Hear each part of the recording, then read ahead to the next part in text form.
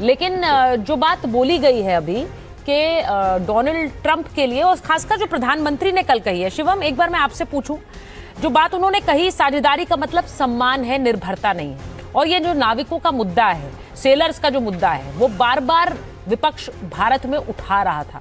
वो कह रहा था कि आप ये मुद्दा नहीं उठा पाए, आपने ट्रंप के सामने आप इस बात को बोल नहीं पाए। कल उन्होंने वैश्विक मंच पर ये बात बोली है, आज क्या वो पर्सनल बायलैटरल में ये बात रखेंगे? क्योंकि सबसे बड़ी जो उत्सुकता है, आपने देखा अभी उससे पहले यही थी।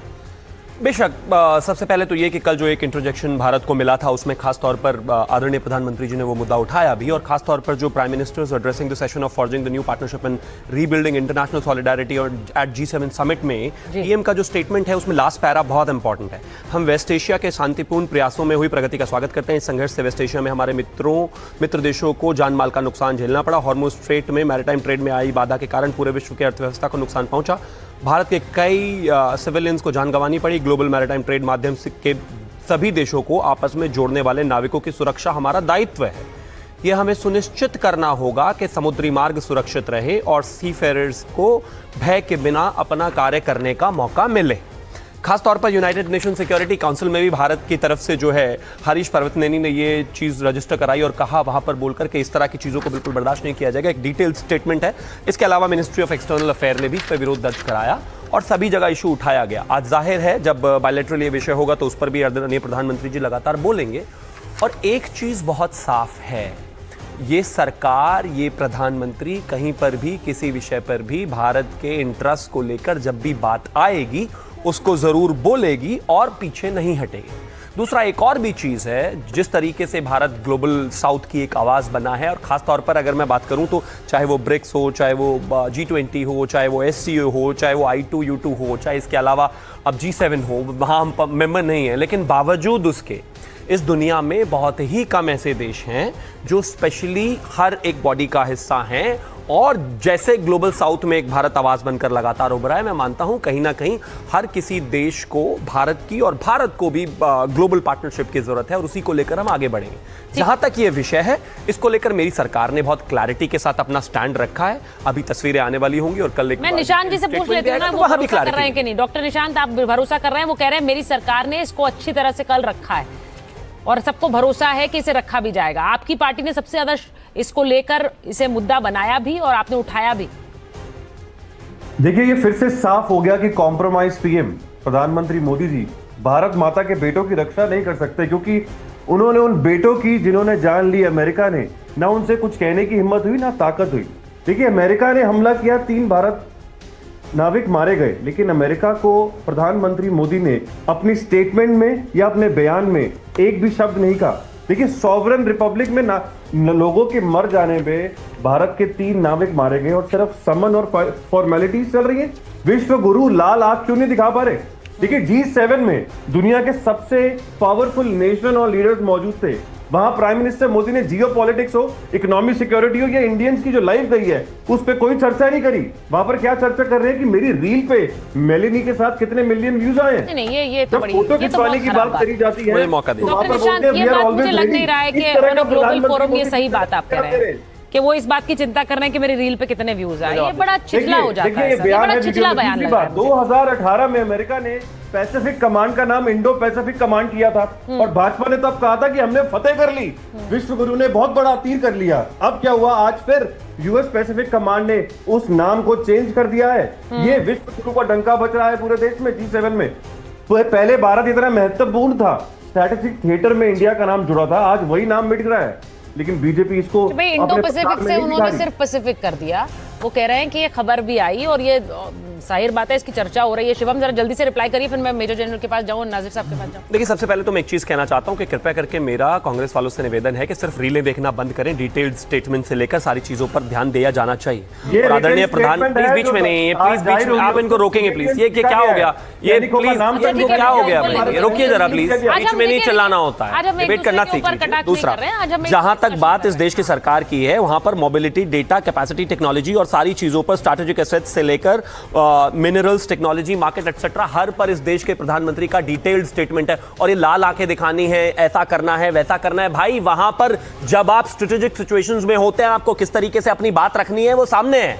जब भारत को पहला इंटरवेंशन मिला तो सबसे पहले इसी बारे में बात रखी गई। आप कौन सी दुनिया में है भाई, गजब बात हो गई। अरे मैं पुरानी जमाने में नहीं जाना चाहता। आप अपने देश पे आप अपने देश पर हमला होने के बाद जवाब नहीं दे पाते थे भाई। आप अपने पड़ोसी को छोटे से देश, ये पता नहीं कोई बीच में बोलने की ऐसी आदत है, अपने समय में कुछ मिल नहीं पाता। अरे आप अपने सबसे छोटे पड़ोसी को जवाब नहीं दे पाते थे भाई अपने देश के हमले के बाद। छोड़िए ना बेकार की बातें। मैं सिर्फ एक चीज कहना चाहता हूं कि जो भाषा है, जो लैंग्वेज है, जाहिर है जब आप इस स्तर पर आकर लोगों से कम्युनिकेट कर रहे हो, आप जो है इंगेज कर रहे हो G7 पर, तो आपकी भाषा तय करती है कि किस तरीके से चीजें हैं। और India is a mature democracy, हम जानते हैं किस तरीके से चीजों को रखना है और कैसे रखना है। जब इस देश के मिनिस्ट्री ऑफ एक्सटर्नल अफेयर्स ने भी रखा, यूनाइटेड नेशन सिक्योरिटी काउंसिल में भी रखा गया, आदरणीय प्रधानमंत्री जी को जब मौका मिला तो उन्होंने भी पहले इंटरजेक्शन में यही रखा। आज जाहिर है जब बायलैटरल मीटिंग आएगी उस पर भी सामने निकल कर आएगा। ठीक है, चीजें लड़ने से कोई फायदा नहीं है भाई। ठीक है, मैं मेजर जनरल सिन्हा और नजर साहब के पास जा रही हूँ, जरा स्क्रीन पे लाइए उन्हें। मुझे नहीं लगता कि आज का जो एक अंतर्राष्ट्रीय मंच है, मेजर जनरल सिन्हा, आप ये देख रहे हैं कि ईरान के साथ जिस तरह से एक युद्ध हुआ, नजर साहब यहाँ बैठे हुए हैं, उसके बाद अमेरिका, ये बात स्वाभाविक है कि जब ये शुरू हुआ था तो सबने सोचा था कि भाई देखिए अमेरिका तो ईरान को आसानी से एक तरह से फतेह कर सकता है, खत्म कर सकता है। तो कितनी चर्चाएं हुई। आज क्या हुआ है, आज फिर मंथन और चर्चा की टेबल पर ही आना पड़ा और उसके बाद ही ये बात कहनी पड़ी कि भाई समझौता हो रहा है, तो समझौते की बात पर आना पड़ा है। तो इसका सीधा संदेश ये है कि आज के समय में आप बिग डैडी सुपर पावर बनकर अपनी ताकत दिखाना, ऐसी दुनिया नहीं है, ये दुनिया बदल गई है अब। मेजर जनरल सुजाता, जय हिंद। एब्सोल्युटली, देखिए 21वीं सदी के जब हम दूसरे चरण में चल रहे हैं, 25 साल बीत गया, उसके आगे वाले चरण, तो पूरी दुनिया बदल गई है और काम करने का तरीका बदल गया है। अमेरिका का जो सबसे बड़ा उसका स्ट्रेंथ है, वो अमेरिका ना हर एक समय मंथन करता है और एक्ट करता है, और जहां भी उसको लगता है कि वो पीछे हट करके उसमें मिड कोर्स करेक्शंस करता है। देखिए क्या हुआ था इसमें, उनको ऐसा लगा, डोनाल्ड ट्रम्प साहब अब सेकंड टर्म में जब आए हैं, क्योंकि वो डीप स्टेट भी वहां काम करता है, तो उनको ऐसा लगा, क्योंकि रशिया यूक्रेन की ट्रांस अटलांटिक में हो रहा था, मेडिटेरियन में शिफ्ट हुआ था, जिसको आप वेस्ट एशिया कह रही हैं, तो उनको ये लगा कि शायद एक ऐसा मौका है कि अमेरिका जो अपने वर्चस्व को बनाने के लिए, क्योंकि सब जगह ग्लोबल ऑर्डर चेंज होने की संभावनाएं पूरी दिख रही हैं, तो एक तरीका है कि हम उस चीजों को करें, और उसमें टेमिंग ऑफ इंडिया का भी एक है, क्योंकि अमेरिका के अंदर में एक बातें चलती हैं कि जिस तरह से चाइना के साथ उन्होंने किया था 70 के दशक के बाद, और चाइना उभर के आज उसी को आंख दिखाता है, कहीं इंडिया भी इस तरह, क्योंकि उनको एक बहुत बड़ा डर है, और वो डर बहुत सही है उनका। भारत जिस तरह से इमर्ज आउट कर रहा है, तो ये डर के कारण उन्होंने इन चीजों को किया। अब आपने देखा ऑपरेशन सिंदूर के दौरान, और कोई कह रहे थे कि जो सेंट्रल कमांड है अमेरिका का, खास करके जो देखता है वो साउथ एशिया को देखता है, जिसमें इंडो पैसिफिक भी है, जिसमें का हिस्सा है, इसलिए उन्होंने चेंज किया पैसिफिक। देखिए इसमें पूरा क्या हुआ, सेंट्रल कमांड ने गेम खेली, इंक्लूडिंग जो हमारे 3 नाविक मारे गए हैं सेंट्रल कमांड के ऑर्डर्स के ऊपर में हुआ है। मेरे ख्याल से अमेरिका के हाथ से काफी चीजें निकल गई, 18 बेसेस, 44 एयरक्राफ्ट इसी दौरान।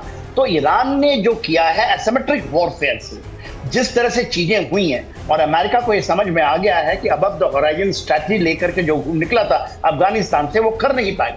और देखिए मिलिट्री डोमेन के अंदर में जो ये स्ट्रैटेजी है, ये अनटिल अनलेस अमेरिका का ही बड़ा, देखिए ये रीसेटिंग जो होगा, ये रीसेटिंग अमेरिका कर रहा है। हम तो उसी संयम, उसी कूटनीति से और उसी चाणक्य नीति से चल रहे हैं। हमने तो कहीं भी पीछे, टैरिफ के ऊपर में आपको इतनी चीजें, रशिया से तेल नहीं खरीदे, हम खरीदते रहे, हम उनको इन चीजों को भी याद दिलाते रहे कि आप यूरोप पूरा खरीद रहा है, उससे आपकी परहेज नहीं है।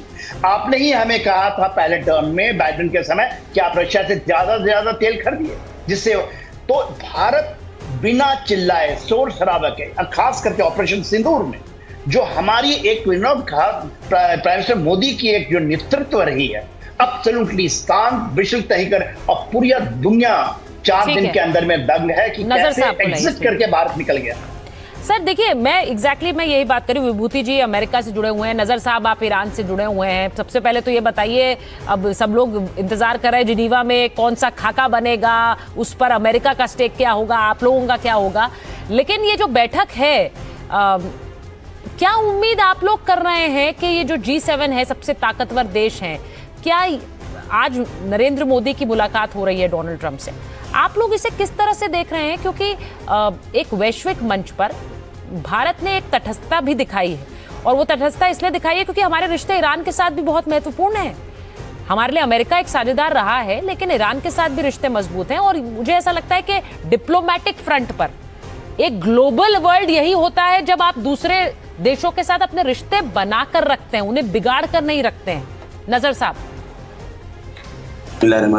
ये देखिए, ये इस ईरान वॉर में जो ट्रंप को हार हासिल हुई है और अमेरिका को जो हार हुई है, और उससे जो अमेरिका और ट्रंप का जो एरोगेंस टूटा है, ये बहुत महत्वपूर्ण है पूरी दुनिया के लिए। अमेरिकन हेजेमनी जो खत्म हुई है इस जंग के बाद, और जैसे कि आपने खुद कहा कि उनको शुरू में लगा था कि 3-4 दिन के अंदर ईरान के अंदर तख्ता पलट हो जाएगा, और फिर जैसे मैंने वेनेजुएला को अपनी जेब में रखा है वैसे ईरान को अपनी जेब में रखूंगा और पूरी दुनिया के ऊपर बादशाहत करूंगा। तो ये उनका सपना चकनाचूर हुआ। और ईरान जंग इसलिए पूरी दुनिया के लिए बहुत महत्वपूर्ण है कि अगर ऐसा हो जाता कि जैसा वेनेजुएला में हुआ था, उसी तरह से अगर ईरान में कुछ हो जाता, तो अपने आप को एक बहुत शक्तिशाली बादशाह की तरह, राजा की तरह वो ट्रीट करते और ये एहसास करते कि सारी दुनिया मेरी गुलाम है। लेकिन इसके बाद जब उनको हार हुई है और धीरे धीरे वो सरेंडर करके जो ऑफिशियली तौर से डील कर रहे हैं, अभी जो डील हो रही है और 27 फरवरी में जो डील हो रही थी, इस वक्त जो है अमेरिका और कमजोर है, ईरान मजबूत स्थिति में है। तो इसकी वजह से जो एरोगेंस टूटा है वो उनकी बॉडी लैंग्वेज में भी दिखाई पड़ रहा है। इसी तरह से जब वो चाइना गए थे तो पूरे झुके हुए कंधों के साथ कमजोरी का एहसास डोनाल्ड ट्रंप दिखा रहे थे। तो ये जो बहुत महत्वपूर्ण एक चीज हुई है दुनिया के लिए कि अमेरिकन हेजेमनी, अमेरिकन एरोगेंस जो खत्म हुआ है, ये पूरी दुनिया के लिए, पूरी दुनिया में एक आर्थिक संकट जो है क्रिएट किया गया, पूरी दुनिया में ये जंग का जो माहौल बनाया गया, जिसकी वजह से दुनिया के मुख्तलिफ ममालिक में, हिंदुस्तान से लेके सारी दुनिया के अंदर जो आर्थिक संकट आया, उसका सोल जिम्मेदारी जो है, एकमात्र जो जिम्मेदार है वो अमेरिका है। अमेरिकन एरोगेंस, अमेरिकन हेजेमनी का अंत हो गया है। विभूति जी, डू यू एग्री? आप सहमत हैं इससे? वो कह रहे हैं ये नहीं चलेगा। American hegemony is a very interesting concept, जो कि लोग कह रहे हैं कि अमेरिका की हार हुई ईरान में।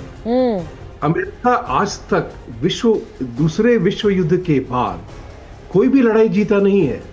जब हम लोगों ने इसका मुआयना किया कि अमेरिका वियतनाम गया, मार खा के आया, कोरिया गया, जहां भी गया अमेरिका, अफगानिस्तान में जो हुआ सो देखा आपने, तो अमेरिका का इंटेंशन वॉर जीतने का नहीं है। अमेरिका का इंटेंशन है कि हम जिसको जब मर्जी हम उसको ठोक सकें, to use the colloquial language.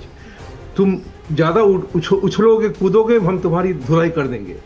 Iran में भी वही हुआ है। मुझे कहते हुए कोई खुशी नहीं हो रही है। ईरान का अगर आप देखें तो शहरों के शहर मटिया मेट हो गए हैं। $300 बिलियन मांग रहे हैं ना रिकंस्ट्रक्शन के लिए। क्यों मांग रहे हैं? क्योंकि देश का सत्यानाश हो चुका है, लोग मर रहे हैं। वहां से खबरें असली नहीं आती होंगी, लेकिन पर विभूति जी, सत्यानाश किसने किया है? नहीं, विभूति जी, सत्यानाश किसने किया? मेरा ये मानना है अगर अमेरिका नुकसान करके किसी देश में बर्बादी फैलाकर चल दे और उसे अकाउंटेबिलिटी भी ना फेस करनी पड़े, तो ये तो गलत है ना। अगर कोई देश कहेगा कि भाई आप भरपाई करिए, आपने नुकसान पहुंचाया, आपने तोड़फोड़ मचाई, आपने हमारे देश में बर्बादी कर दी, तो सही कह रहे हैं ना वो। सुचरित्रा जी, आप सही बात कह रही हैं। जी। किसने ये हक दिया? भाई बात सही है, लेकिन किसी हर समय में दुनिया में हर को एक पुलिसमैन चाहिए। आज तक जो अमेरिका लड़ता रहा, अगर अमेरिका पार्टिसिपेट नहीं करता ग्लोबल सेकेंड वर्ल्ड वॉर में, तो शायद वेस्ट की जीत नहीं होती। ये भी सोचना पड़ेगा। तो आपने बड़ा क्लियरली ये कह दिया कि पुलिसमैन तो अमेरिका ही है। पुलिसमैन अमेरिका है अभी तक। नहीं, मुझे नहीं लगता इस पर बहुत लोग सहमत होंगे। आपने बड़ा एक कंट्रोवर्शियल स्टेटमेंट दिया है कि पुलिसमैन अमेरिका है और अमेरिका ही नहीं, तो फिर तो डंडा आपने अमेरिका के हाथ में थमा दिया है विभूति जी। पुलिस वाले का डंडा भी होता है ना sir. Why are we trying to police the world? Trump ने अपने पहले प्रेसिडेंसी में ये भी बात कही थी कि why are we in Middle East? वो लोग तो हमेशा सदियों से लड़े आ रहे हैं एक दूसरे के बीच में। ट्राइबल्स चल रहे हैं, हम क्यों वहां जा रहे हैं? तो ये सब बातें हैं, बड़ी इंपॉर्टेंट चीज है। अब देखिए यहाँ पे वर्ल्ड कप फुटबॉल हो रहा है, यहाँ पे क्या हुआ, लोग क्या देखा लोगों ने? अल्जीरिया और अर्जेंटीना के मैच के बारे में अल्जीरिया के मुस्लिम सपोर्टर्स कह रहे थे काफिर मेसी को मार डालो, अर्जेंटीना को मार डालो।